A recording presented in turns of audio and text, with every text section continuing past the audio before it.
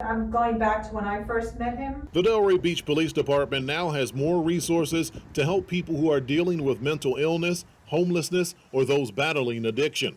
The department has teamed up with the South County Mental Health Center. Mental health workers are now being staffed at the police department. I work for South County Mobile Response Team, and basically with Delray PD, what we're going to do is we're going to assist them with people out in the community who may be having a tough time mentally, might be going through a crisis.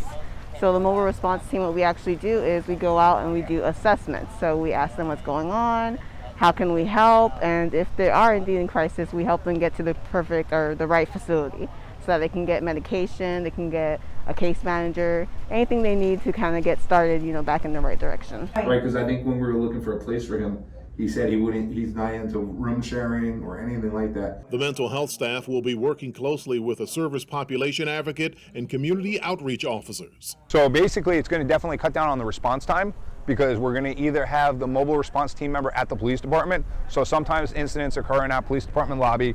Other times we're going to be able to go send an officer to the police department lobby, like a crisis intervention trained officer, to pick up the person and bring them with them to the call. All right, Asina.